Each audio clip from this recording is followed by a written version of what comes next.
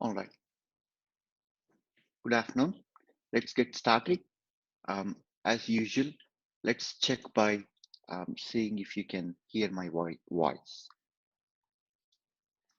Raise your hand if you can. Okay.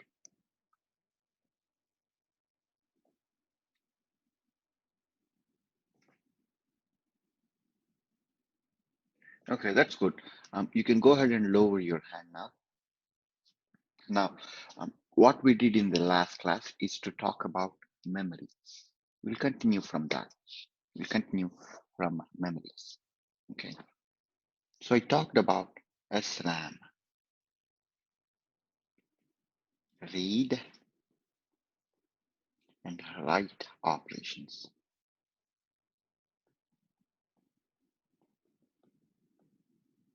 Okay, if you would allow me to go back just a little bit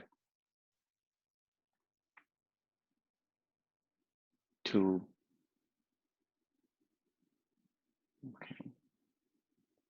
memories, okay, and I said, I talked about the different memory considerations last week, Thursday, and then asked you to go into the theory reading of all of the material here. Okay, now a few points that I quickly want to mention. If you take, for example, an erasable programmable memory, okay, the idea here is to implement this connection, okay? If you leave it intact, that represents a 1. If you break that connection, that represents a 0, okay? I mentioned that earlier when we were talking about one-time programmable ROM and read-only memory in general. So this architecture, if I implement it using metal fuse, it cannot be reprogrammed.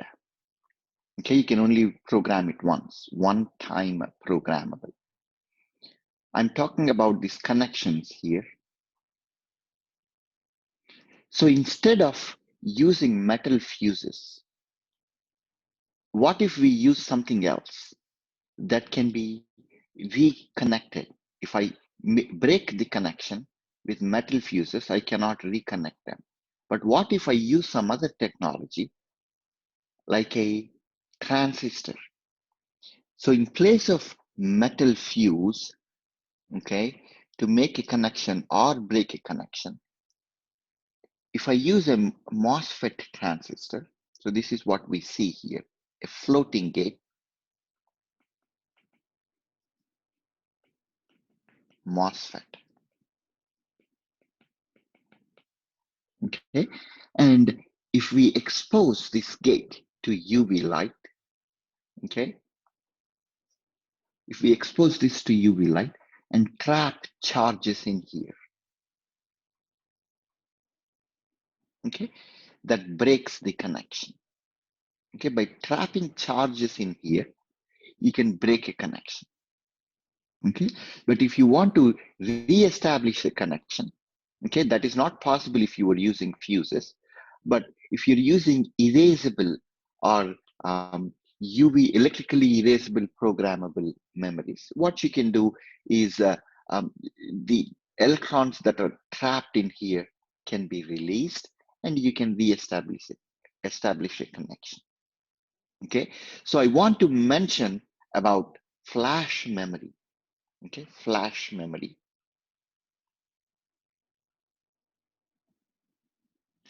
And flash memory, like I mentioned, is used for ROM. If you're using it in microcontrollers, you typically would be storing program or code into that. Because it is ROM, your data is sitting in RAM. Okay, so in order to program flash memory, you use what is known as a hot carrier injection mechanism. Okay, so this is typically, so the idea of hot carrier injection is that it is considered a failure mechanism.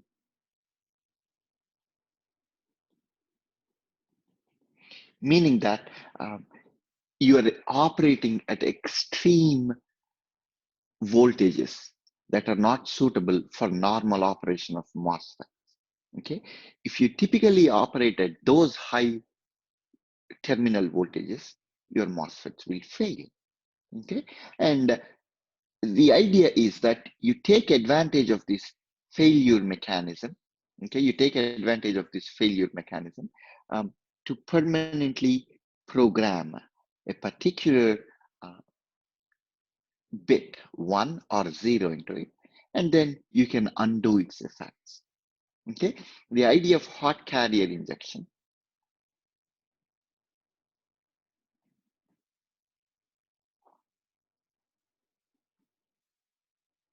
The underlying semiconductor physics relies on trapping electrons in this floating gate by applying a really big positive voltage on the drain. Okay, if I apply a really big positive voltage on the drain, the electrons here that are moving from the source to drain region, they acquire a really large velocity, and they level off. Increasing the voltage on the drain does not increase the horizontal velocity beyond a particular critical velocity. So what happens is, because of impact, electron hole impact, um, electron hole pairs are created, and some of the electrons actually get embedded into the floating gate. Okay, so the idea is, by embedding electrons in the floating gate, we can increase the um, we can make this transistor behave like a zero. Okay, so that's the idea. And then if I release these electrons, so that amounts to breaking the connection. But if I release the electrons that are trapped in the gate, it establishes a one back. Okay, so it is possible to program and reprogram this to be a 1 or 0 using a voltage that is applied on the drain. Okay, the underlying mechanism is called hot carrier injection, and it is a failure mechanism. It's a reliability issue.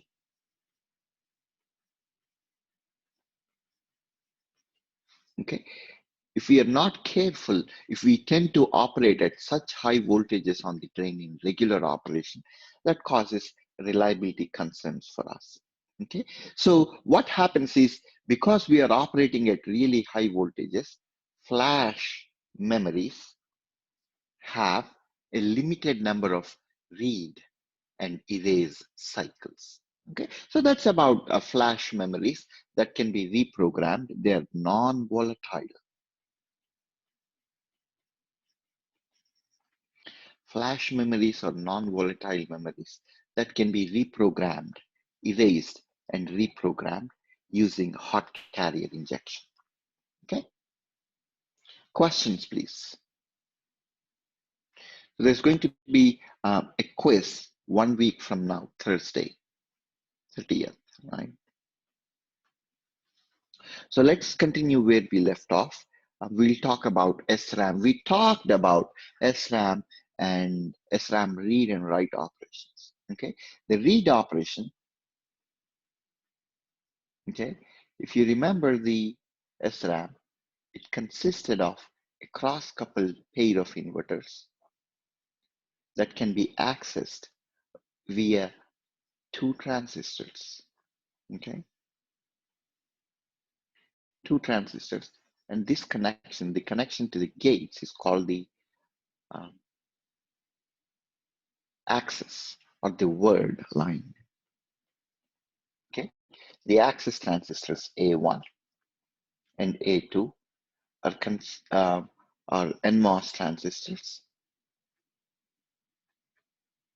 Okay, they're NMOS transistors. Okay, now the read operation had different steps. The first step was to make the word line 0, then to pre-charge both the bit and the bit bar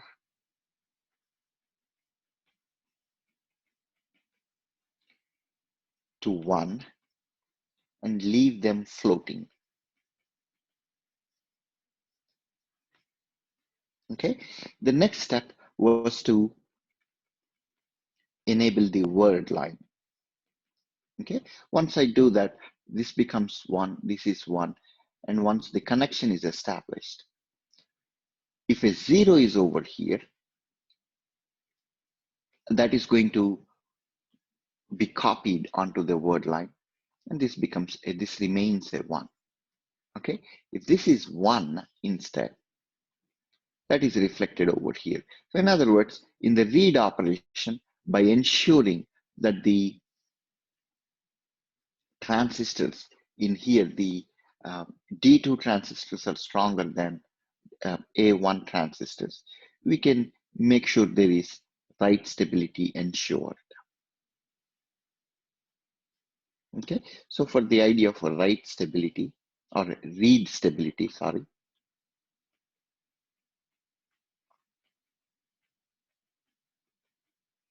we make sure that the transistor A1, which is the access transistor, is weaker compared to the NMOS in the inverter over here. Okay, we make sure that the transistor here is weaker, but the transistor A1 is weaker compared to the NMOS. Okay, this is access transistor. That's the idea of read operation. Now, when it comes to write operation is slightly different. We still begin by making the word line equals to 0. The second step is to make the bit line equal to the desired value and leave it floating. Okay, and bit bar will be the desired values complement, and we don't float it, we drive it. Okay, and I'll tell you the difference. Floating means it's weak, driving means it's strong. Okay, driving means it remains connected to the power supply, therefore we through a drive buffer we keep it strong. Okay, that's the second step. And the third step is to, the write operation is to make the word line 1. So as you can see, the read and write operations happen in phases. Okay, there's a read cycle, there's a pre-charge phase, and there's a read or write phase. Okay, so this is the operation of SRAM, read and write. Okay, and we know the difference between floating. When I say the bit and bit bar are floating, what I mean is that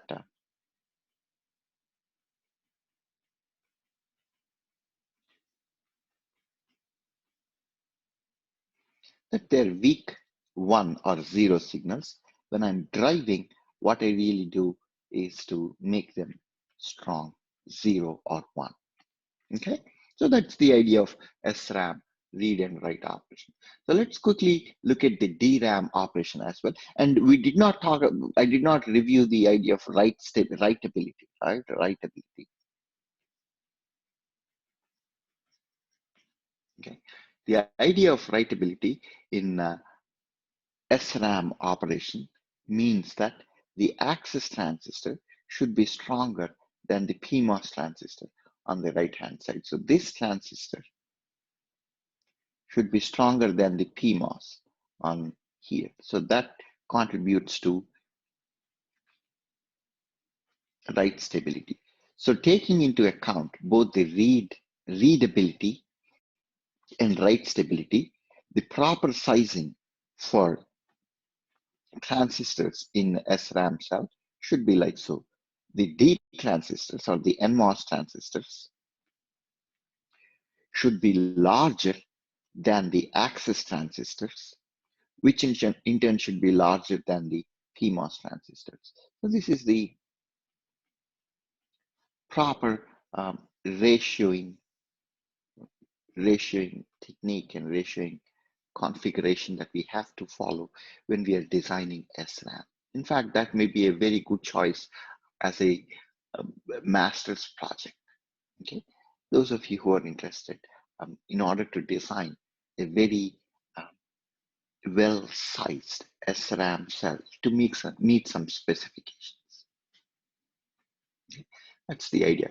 So let's move on to talking about DRAM. Okay, we did not talk about DRAM so far. Now, like I mentioned, DRAM is dynamic. If you remember, when I say dynamic, I really mean that the capacitance is floating and that there is no feedback. Okay, as opposed to the SRAM, if I go back to the SRAM, there is an inherent feedback. That is what makes this SRAM static. Right? There are two NMOS, right? There are two inverters that reinforce each other because of the piggyback configuration. That's not the case in DRAM. Okay, there's no feedback. Contents are stored.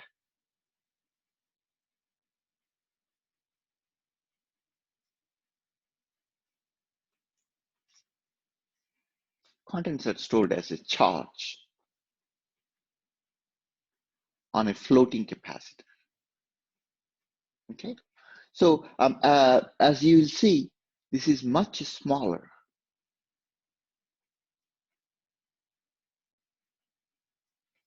than SRAM. A single bit of SRAM, in order to store a 1 or 0, you would actually need 6 transistors, okay? 2 each in each of the inverters, and then 2 access transistors. But so this is more dense compared to the SRAM, okay? But as you will see in its operation, it should be refreshed periodically.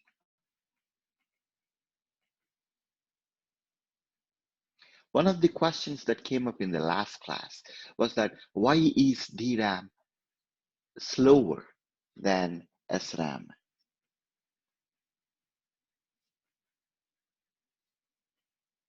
The reason, as you will see, is that the DRAM needs to be refreshed ever so often. Okay, so let's take a look at it. The fundamental storage unit in the DRAM is this guy. Okay, the capacitance. There's a capacitance. That's the capacitance of the cell. Okay, and then there is the word line.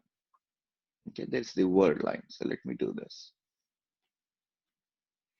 We make this really thick. There's the word line.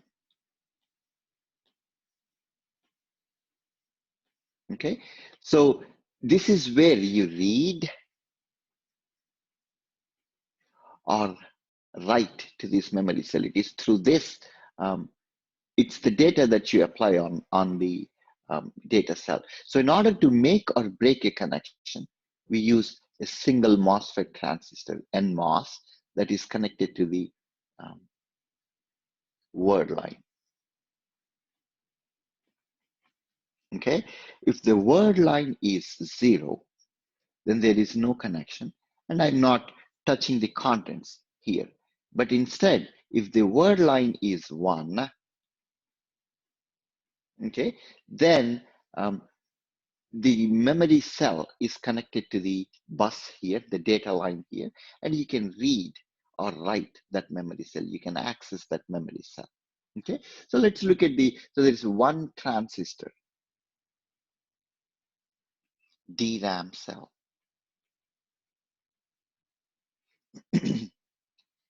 One single transistor DRAM cell, and we can look at the read and write operations here. Okay, so the access is provided through this guy. So this guy is the access transistor.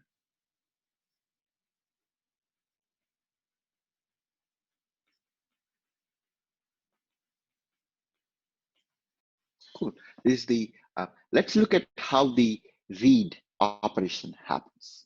Okay, let's see if we can look at the operation of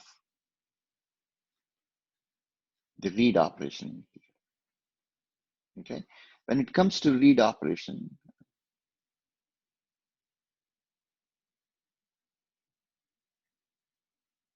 okay, right. Okay, here the DRAM read operation.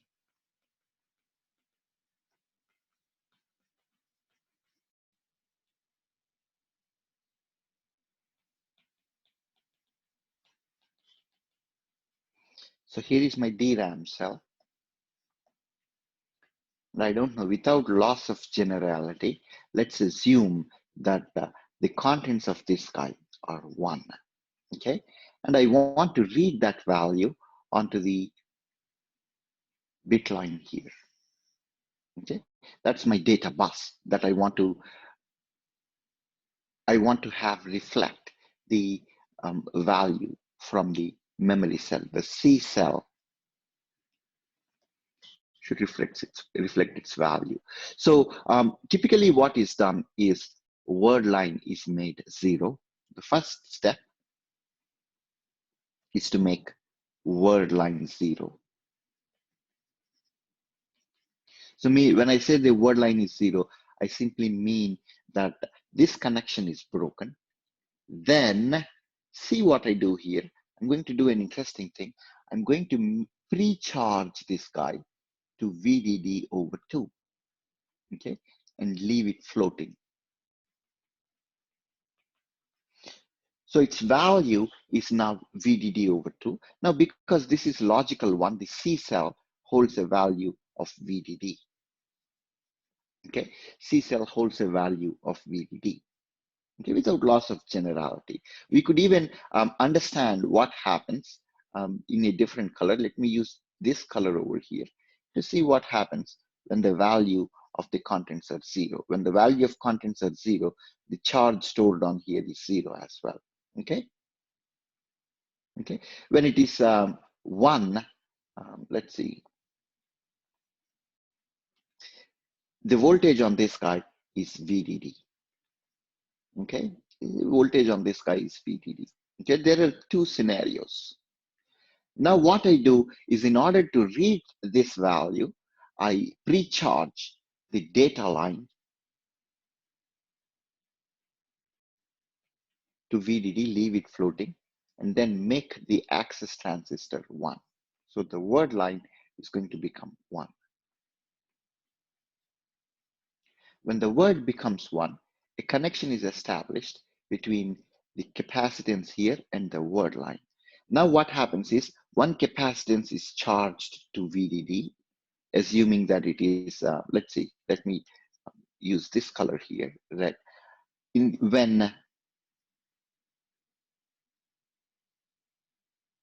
So the second step here is to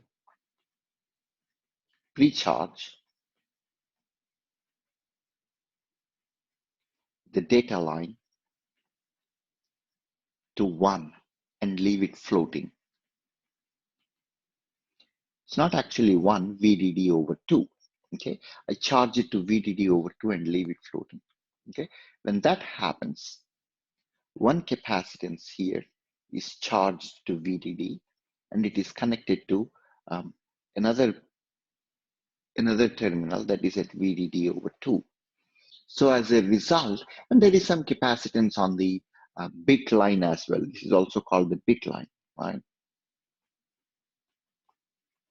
So there is some capacitance on this guy as well. So what happens is, because I have a 1 over here and a lower potential on the right hand side, some of the charge here is going to come down.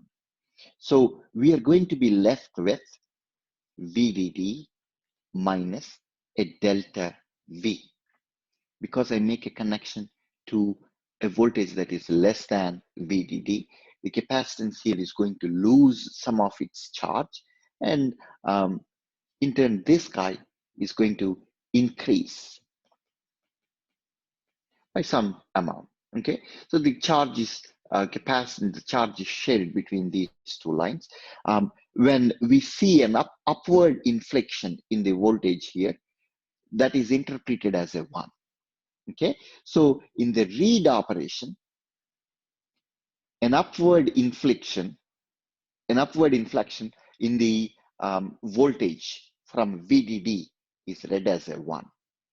Now, as a result of that, as you can see, as a result of the read operation, the contents of the memory itself are corrupted now by a value of delta V. So what I have to do is I have to refresh it to add one more delta V to bring it back to its pristine VDD value. Does that make sense? So every read from the memory is actually taking away some of the charge from the capacitor. So we have to fill it back in. That's the idea of refreshing, having to refresh the capacitance or DRAM memory. Okay. So the data line is pre-charged and word line becomes 1. That's the third step. And then the next step is to interpret the value on the data line to be plus or minus, and then of course refresh the contents, okay, of C cell, which is over here. Each read operation from DRAM actually corrupts or takes away a pocket of charge from this capacitance, so that needs to be refreshed. So that's the idea.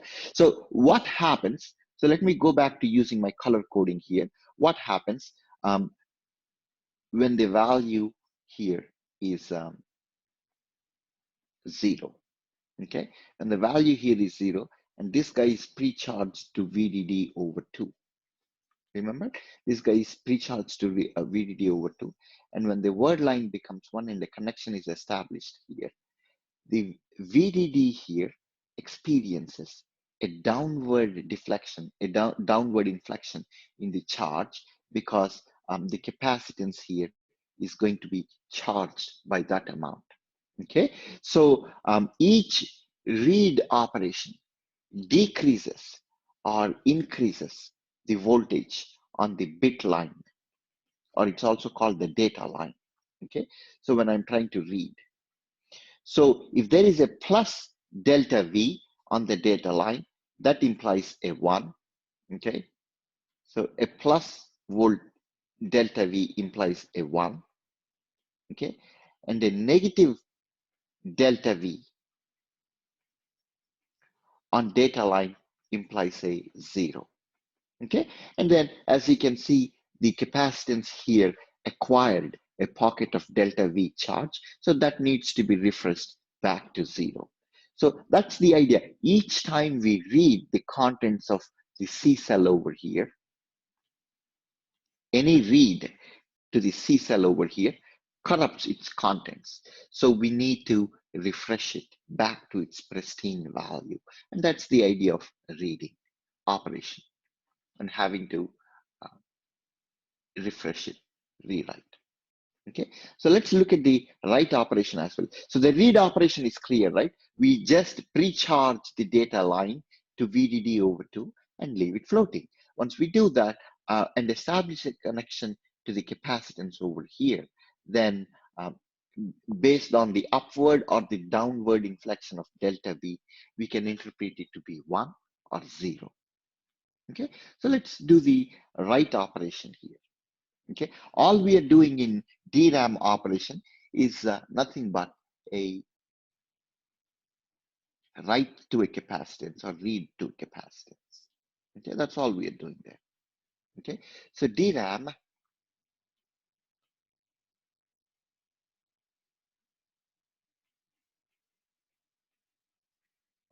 write operation.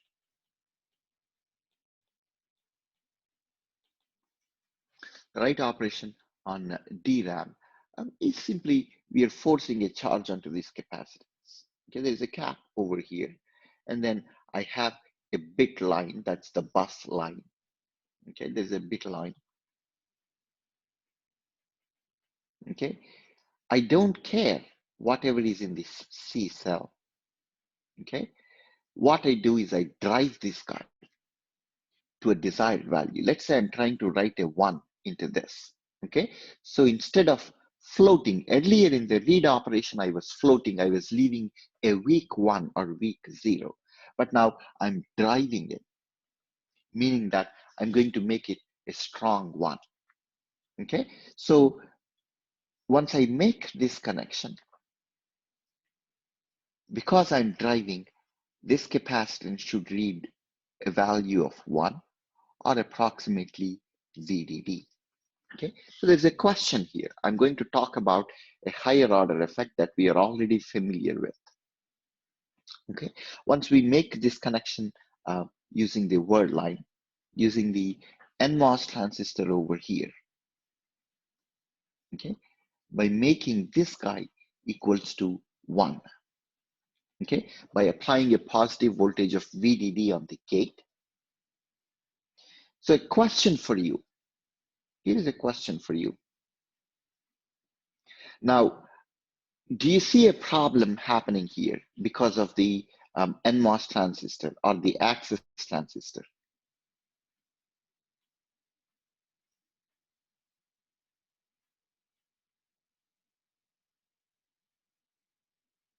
Okay, let me yes, go ahead. What about chance be the change in, or sorry, the difference in potential between the source and gate when the cap is charged? Yes, exactly. NMOS transistors, what is the maximum voltage? Let's say this is the output for the NMOS transistor. What is the maximum output voltage that a single NMOS can produce on its diffusion terminal? It's V gate minus 1 threshold voltage, right? So VDD minus VTH. So this capacitance, if I were making a connection using a metal line, it would be charged all the way up to VDD. But I'm using not a metal line, but a MOSFET capacitor, a MOSFET transistor, okay? The MOSFET transistor has a tendency to eat 1 threshold voltage towards the gate, okay? So instead of charging it to full VDD, I'm only charging this capacitance to VDD minus VTH, okay? So what do you think would be one potential fix to this kind of problem? What could be a potential fix to this kind of problem? I want to charge it using complementary. Dan Comack says that we should use the transmission gate kind of configuration, both the PMOS and NMOS. That is one potential solution, sure, but it adds, if you remember, an additional PMOS and an inverter. So it brings in a lot of overhead. I still want to be able to use just the NMOS transistor. I want to keep the NMOS. You can use a feedback loop. I can use a feedback loop, that is correct. Or how about instead of turning it on using VDD, I turn it on using an additional VDD plus VTH. As a result, what I'm doing is I'm negating the effect of threshold voltage drop, and I'm left with just one clean VDD over here. Okay, so on the word line, instead of using VDD, I turn it on using VDD plus 1 VTH, that way to compensate. Don Nguyen says he wants to compensate, and that is correct. We want to compensate for the additional V threshold voltage drop. Okay, so then we can write this value 1 cleanly into the capacitance here. Okay, so as we keep reading,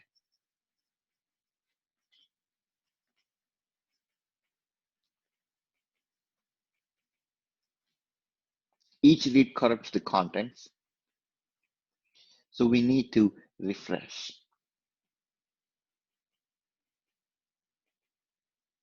So let me write up the steps involved in the write operation. We make the word line equals to 0. Then we drive.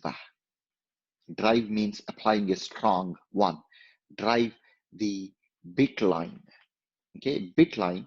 Bit line is also called the data line. And I use those two terms interchangeably. Bit line to the desired value. Okay, and then the third step is to make the word line 1. Okay, if we follow these 3 steps, the value can be copied faithfully into the um, memory location. Okay, cool. So that's the idea of DRAM. And that should complete all our discussion, all the topics that I want to cover in my memory topics. As you know, I left a few gaps in theory of one-time programmable RAM, the EEPROM, EEPROM, so on and so forth, and I welcome you to go back and read up about it. Okay, let's see something in the chat.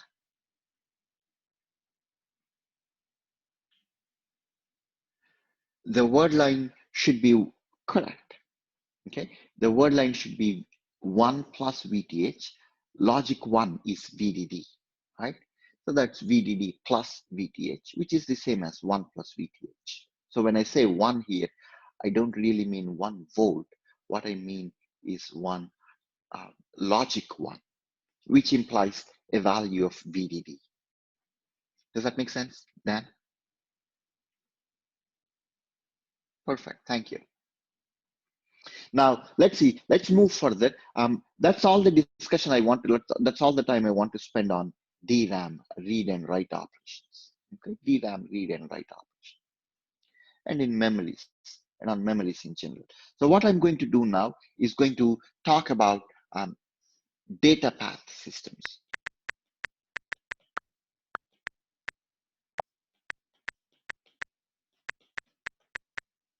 Data path subsystems are arithmetic circuits.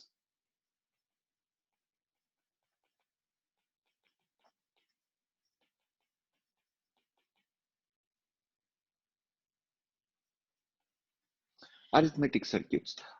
Typically, and this is, I think, chapter number 11 in the textbook or something. It could be chapter number 11 in the textbook.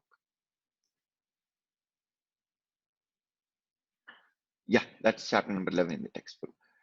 Now, so far we talked about combinational circuits,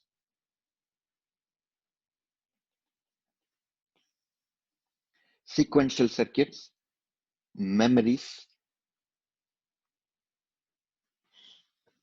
and that's about it. And now we are going to talk about another kind of digital circuits, which is arithmetic circuits. So if you look at a typical chip, which is organized by function, okay, typical system on chip, there are several data path operations. Okay, mostly the processor ALU, arithmetic logic unit part, where a lot of arithmetic operations and logic operations are done. Okay, and then of course we looked at the memory operations, memory contents. Okay, which are also called array subsystems. Okay, and then of course there are a lot of control structures. Okay, to orchestrate the read and write operation, to orchestrate the turning on and off of the different clocks and so on and so forth. And then there are special purpose. Okay, if you take a typical system on chip, the digital aspects include the data path, memory, the control logic, so on and so forth. And then there are different kinds of special purpose circuits, which include I/O blocks, power distribution, okay, clock generation, okay, and then of course there is analog and RF components, okay. But digital, most of the circuitry, real estate is composed of digital circuits, okay. Digital circuits, which includes all of these, is mostly the occupying the a large real estate. 90% of the chip typically is digital. And the analog and RF components, and the MEMS components are occupying a small fraction, a 10%, in that order of magnitude. Okay, so but you know, analog design is inherently more complicated, and even though they're really small component of the entire system on chip, the design of analog system itself becomes a bottleneck um, in designing the entire chip. Okay, so that's beside the point. The idea is that the data path circuits form a critical component. The adders, multipliers, division circuits, subtractions, comparators, so on and so forth. So we're going to look at a variety of such circuits. So we'll start with adders. Okay, typically data path systems, when we talk about data path systems or arithmetic circuits, I'm talking about adders, subtraction circuits, okay, multipliers, division circuits, comparators, logic operations, so on and so forth. Typically what happens is data path systems have a basic hierarchy, okay, and there's a regularity to them, okay, and modularity and locality associated with that. So meaning that if you take a 1-bit full adder, okay, and we are going to represent a 1-bit full adder using this symbol over here, the 2 input bits could be A and B, okay, A0 and B0, and then there is a carry in bit, there's a sum output, there's a carry output.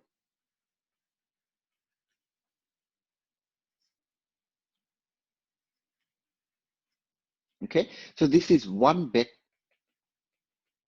full adder.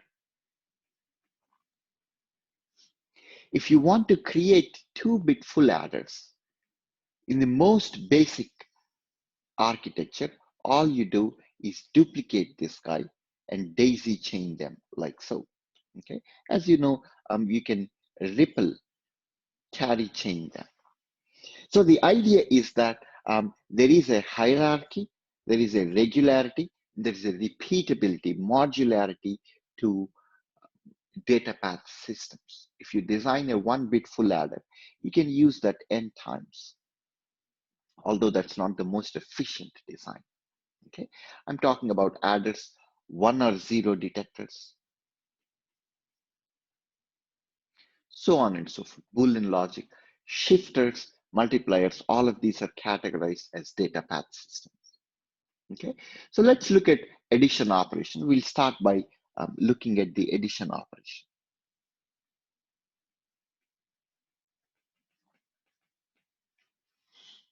Okay, typically addition operation is used in multiplication.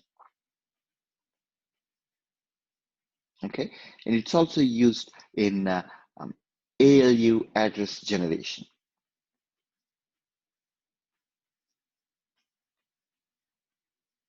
And this is besides the regular arithmetic sum operation itself. It can be used in filters, digital filtering.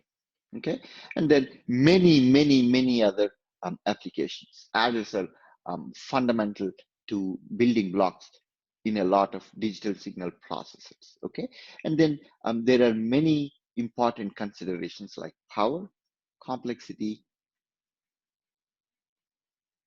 and speed.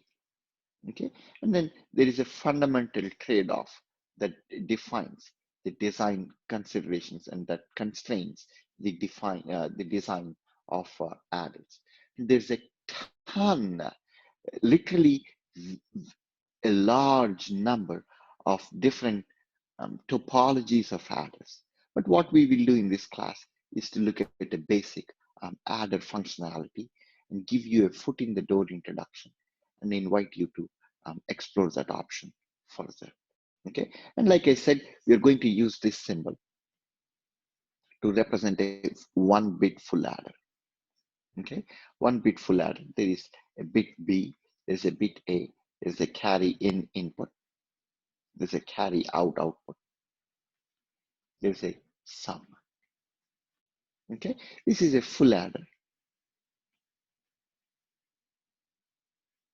Okay, if you neglect, if you don't take into account the carry in, then that's a half adder. Okay, but we are mostly interested in the full adder circuit. Okay, so we will start with the truth table for the full adder circuit. Let's see, here is my A.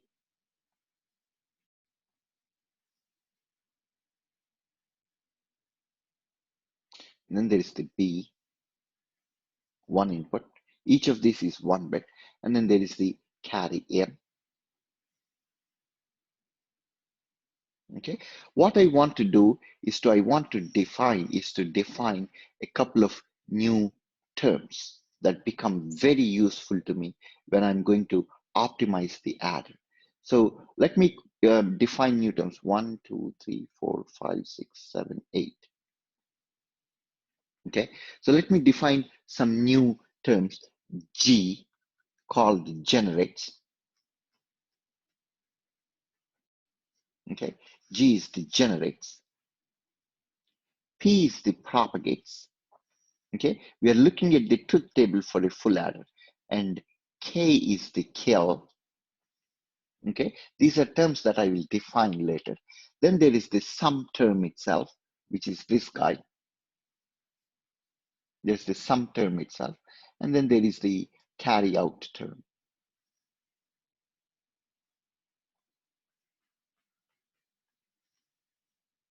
Okay, and we will go through the output combination for all of these.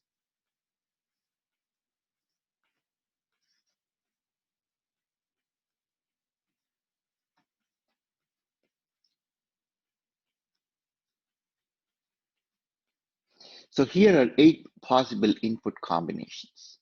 Okay, when the input bits are 0 and 0, the sum is 0, the carry out is 0. Okay, now when the input bits are 0 and 0 and the carry input is 1, then the carry out is 0, the sum is 1. Okay, so on and so forth. I'm simply going to fill the truth table here. When the input is 1 and 1, the very last row, okay, then the sum is 1 and the carry out is 1. Okay, when I'm adding 1 to 1, the sum is, and then the carry in of 1.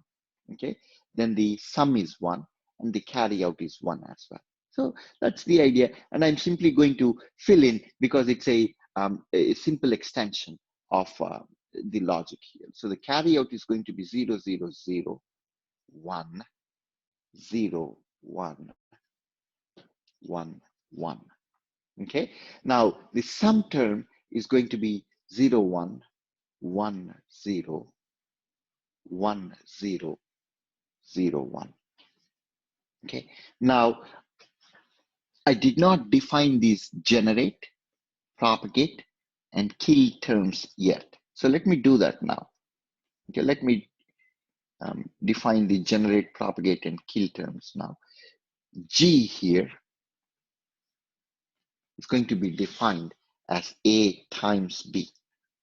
Okay, because A is 0 and B is so the generate is going to be 0 when any generate term is going to be 1 only when both A and B are 1.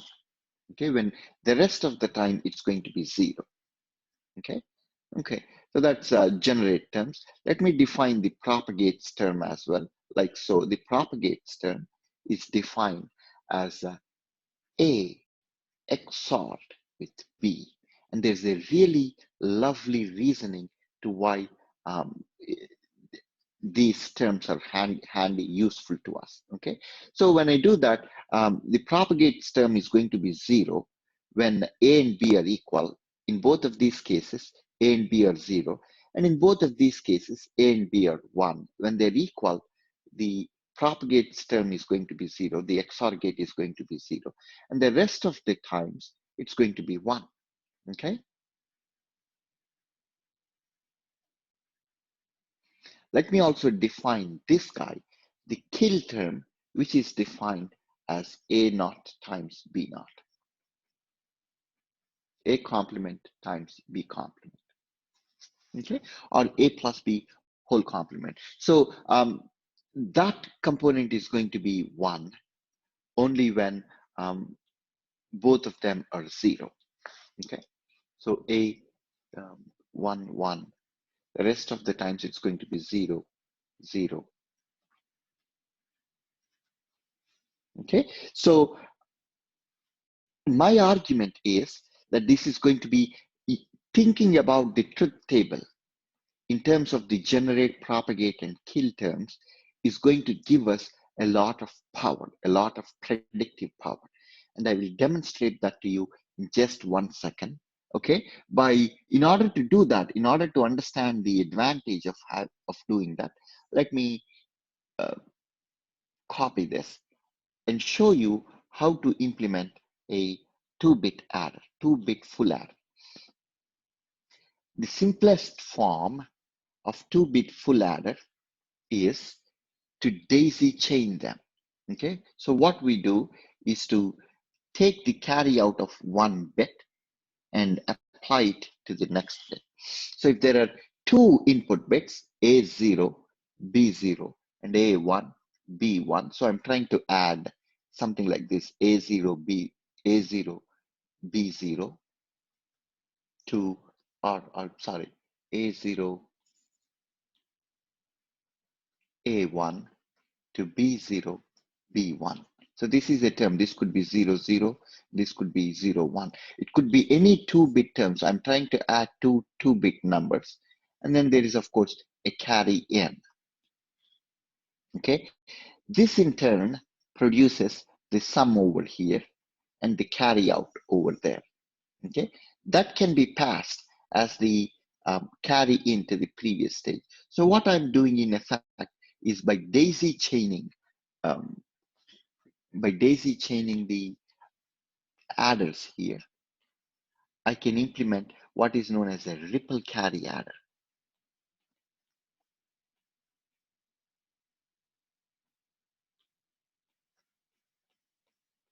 Okay, now there is a dependence here that I'm introducing.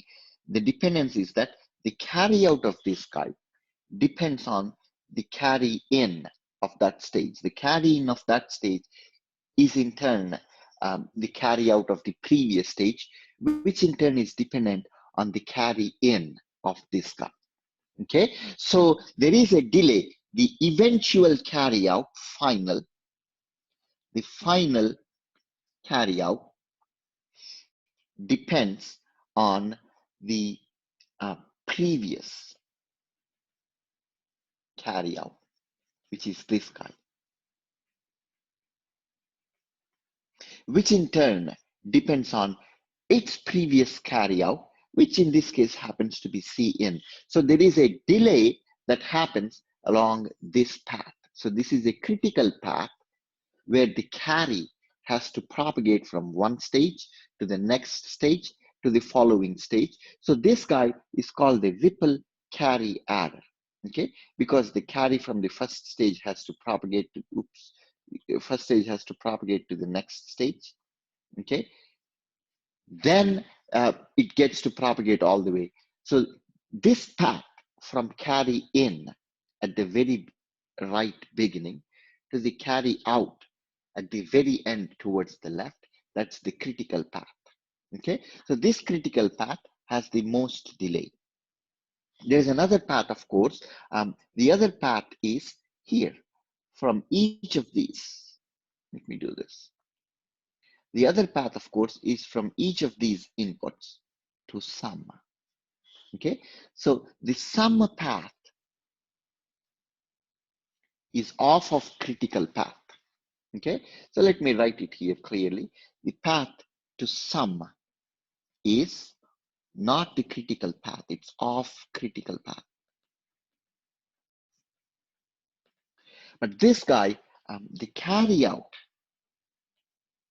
to carry in, that's the most critical path.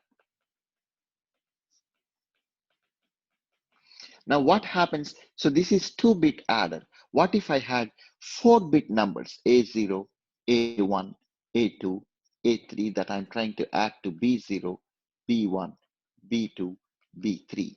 So in order to do that, I would have to, in this configuration, in this approach, I would have to daisy chain 4 of those. Okay, so I have to add this and again duplicate that and add it one more time. Okay, so I have to add, and then the critical path here has to go through 4 full adders, as you can see. So that turns out to be a real bottleneck. Okay, so this kind of ripple carry adder is rarely used. Okay, a more effective, a more efficient technique is used because the ripple carry, now the delay has to go, the carry out final has to propagate through 4. So this carry in has to jump or propagate through 4 stages before it finally reaches the carry out. Okay, so the idea is if I can somehow make the prediction of carry out independent of the previous carry in, so that is a very significant improvement. A significant improvement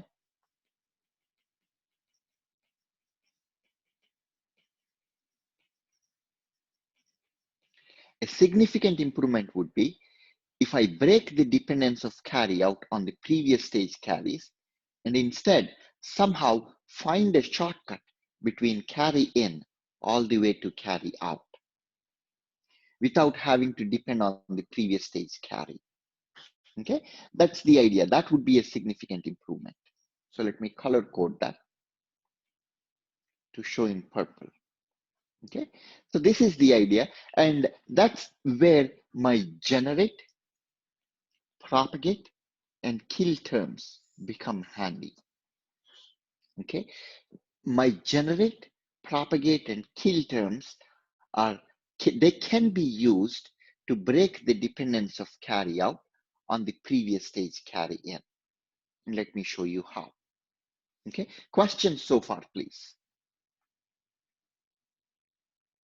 Dr. Midori, for Yes. the ripple carry adder, can we have a half adder for the first 2 bits and then full adders for the rest of the bits? Is that possible? We would, when we want to take into account the incoming carry signal, we definitely have to have full adder over there. So we need a full adder circuit over there. Thank you. Okay, that's a good question. Now the idea is, how can I make this ripple carry adder more efficient? Okay, so that is where my GPK signals shown earlier become handy. That's where they come in handy. Okay, so it's a really, really interesting observation. It's a really cool observation that we want to make over here. Okay, look at G signal, and I'm going to color code this carefully. Look at G signal.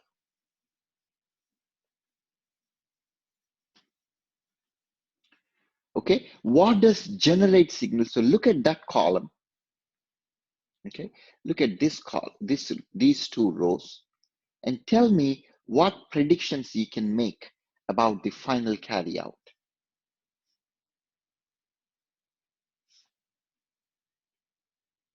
Okay, so I'll give you an example, and maybe you can give me what the rest of the truth table here means. Think about what happens when the generate signal is 1. That's these two bottom rows. Okay, the carry out signal equals to 1 independent of what the carry in signal is. The carry in signal is 1 or 0. That does not matter to me. I know for a fact that the carry out is going to be 1 when the input is 1 and 1. When both the inputs are 1, then I know that the carry out is going to be 1. So meaning when I look at the truth table and for the columns where the generate signal is 1, independent of carry in, I know for a fact that carry out is going to be 1. Okay, now you should already begin to see the idea, the predictive power that we can get from these signals. Okay, so let me ask you here, what do you think about the propagate or the kill signal? Okay, when the kill signal is 1, I'm talking about the top two rows of the truth table here. That is where the kill signal is 1.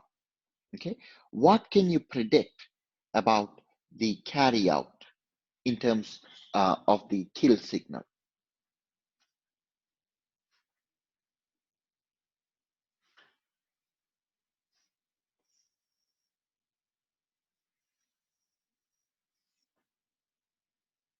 Volunteer something in the chat? Okay. Why don't I talk about this guy again, and then maybe you can talk about the propagate signal. Okay. It's a really cool observation. Dang it. Okay. I want it out of the way. Now here, see, notice that the kill signal is 1 in the top two rows, right? When the kill signal is 1 in the top two rows, what happens to the carry out? Carry out is going to be 0 in the top two rows. And what is the value of the corresponding carry in? When the carry in is 0, carry out is 0. When the carry in is 1, even then the carry out is 0. So in other words, independent of the value of the carry out or the value of the carry in, the carry out is going to be 0. Okay, when the kill signal is 1. Does that make sense? Yes. Dan says there is no carry out for kill signal. Propagate allows us to only read C in if P is 1. If P is 1, C is 1, then C. That is correct. Propagate happens. So in other words, this condition happens. So the entire truth table, what I have done is from the perspective of, let's say, let me use, I don't know, this color over here. Okay, the entire truth table, I have broken it into 3 different segments based on the carry out. Okay, in this case, in this condition, okay, right here, the carry out is exactly same as the carry in. The same here. If the input carry is 1, the output carry is 1. If the input carry is 0, the output carry is 0. The input carry is 1, the output carry is 1. So to summarize, okay, when the generate signals is 1,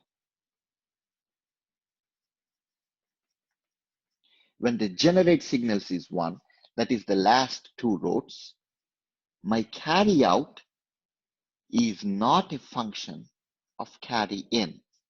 I know for a fact that carry out is going to be 1 when generates equals to 1.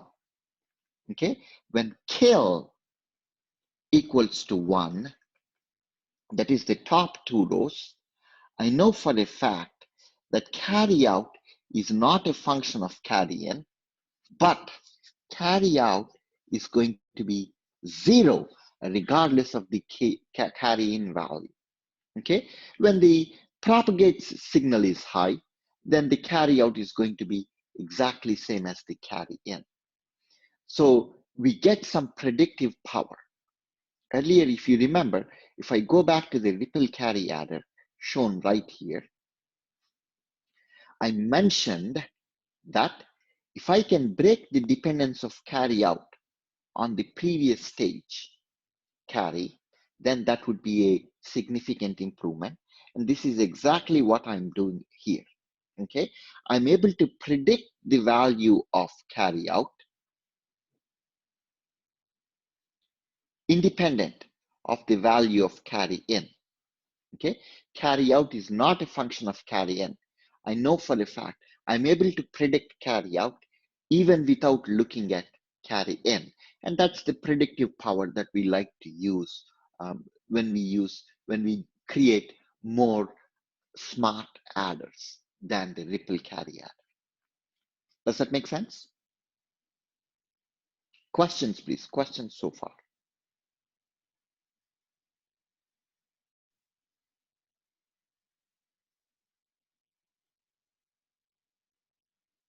Okay, so I'm going to make another observation. Yes, questions? Okay, I'm going to make another observation here. Okay, let me get rid of all the coloration here.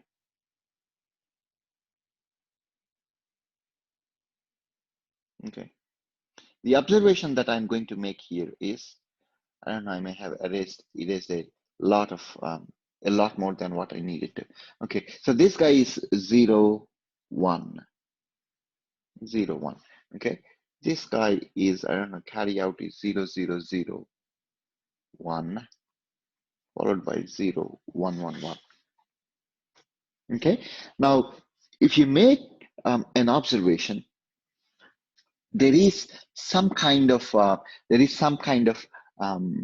if you break the truth table into 2 halves, the upper half over there, okay, let me do this, the upper half over there, okay, and the lower half that uses something like this, okay, the lower 4 rows, there is some symmetry or some mirror mechanism to that. Okay, if you think about it, this guy, compare these 2 rows.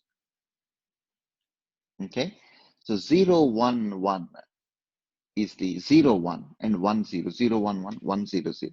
So the first row here, or the row here in the top, is A equals to 0, B equals to 1, and C equals to 1. What's the sum? Sum equals to 0 and carry out equals to 1. Okay, if you look at the next row over here, A equals to 1, B equals to 0, C equals to 0, then sum equals to 1 and carry out equals to 0. Okay, so if I flip the inputs, if I make a 0 to be a 1, okay, if I make a 1 to be a 0 over here, when I flip the inputs, the corresponding outputs are flipped. So I'm trying to drive at the mirror idea that exists in these adders. So let's look at one more example. Let's pick one more example here. This guy, the true extremes. Okay, when the value of A equals to 0, B equals to 0, and carry in. So this is, when I say C, it is carry in, right? Carry in equals to 0. What's the value of sum? Sum is 0. What's the carry out? Carry out is 0. Now, what do you think happens? A equals to 1, B equals to 1, C in equals to 1. Even without looking at truth table, inferring from the mirror idea, I should be able to guess that sum should be 1 and carry out should be 1 as well. And sure enough, that's the case. So there is a mirror idea. The complement of inputs, a function of A, B, C, and a function of A naught, B naught, C naught. If you look at these two, compare these two. Okay, if you compare these two, one is the complement of the other. Okay, one is the complement of the other. When it comes to these functions, the function could be sum or carry out.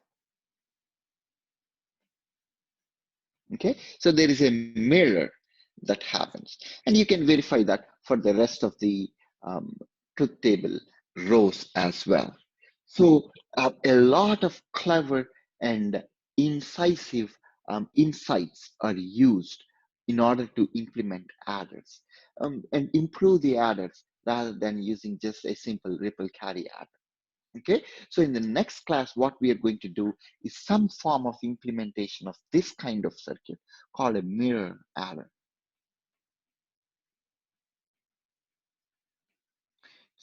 We look at a mirror adder and we look at the transistor level implementation. How do you implement an adder, 1-bit adder, using NMOS and PMOS transistors? How do you implement that? That is something that we are going to look at in the next class. So the idea is for the project, you're supposed to implement an arithmetic logic unit. You're supposed to implement a shift register, an addition circuit, so on and so forth. So the next class is where we will address that idea of how to implement adder using transistors. Okay, so far I only showed you the symbol, right? What is sitting inside this symbol that makes the adder give you throughout the sum and carry out. Okay, questions please, questions so far.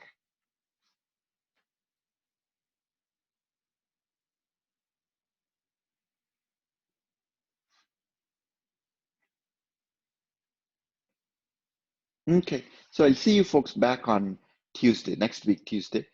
Be prepared for a quiz next Thursday, please. There's a quiz 1 week from now.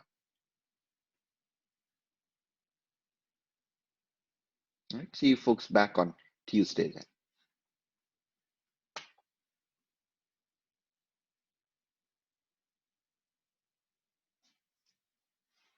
Have a good day, Professor.